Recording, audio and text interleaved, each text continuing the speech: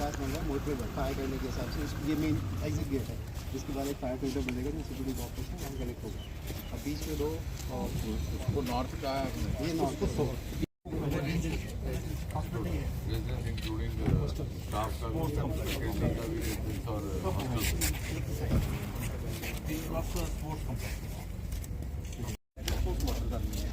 अगर कल may be after 5 years मैंने टिकअप किया था गवर्नर साहब के साथ अभी।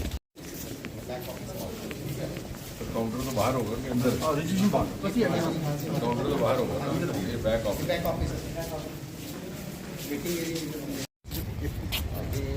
ये सब मेन ये हमारा नाइट शेल्टर जाता है। ये सब हमारा नाइट शेल्टर है जो विश्राम होता है। वो ठीक है, आजकल वैसे भी इंटीग्रेटेड है तो वो अपने साथ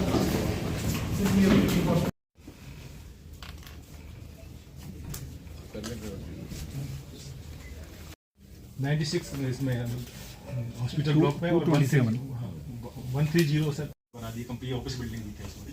ये बादशाह साहब आप ये ले लेना प्रेजेंटेशन। इसमें सर 22 करोड़। जैसा कि आप जानते हैं कि हमारे लिए एक बड़ा प्रतिष्ठा का विषय है, ये प्रतिष्ठा का प्रोजेक्ट है, बड़ा प्रेस्टिजियस प्रोजेक्ट है एम्स जम्मू।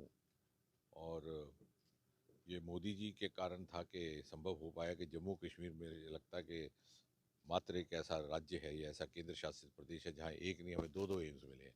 और ये हमारे ऊपर अब निर्भर है, हमारा दायित्व है कि हम इसका भरपूर उपयोग करें और इसको एक श्रेष्ठ इंस्टीट्यूशन के रूप में स्थापित करने का प्रयास करें। तो उसी को लेकर के रिव्यू हुआ था। लगभग 1700 करोड़ रुपए की लागत से ये प्रोजेक्ट तैयार हो रहा है।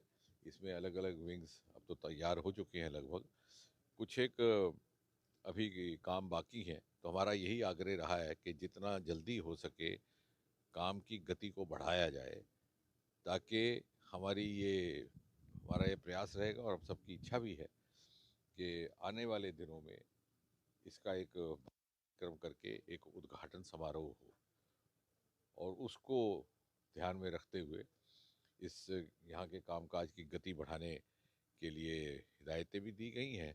और अब ये 24 घंटे डबल शिफ्ट में काम भी होना शुरू हुआ है। मुझे लगता है कि बहुत जल्दी ये तैयार हो जाएगा और 1-1.5 महीने के भीतर हम यहाँ पर OPD शुरू कर सकेंगे।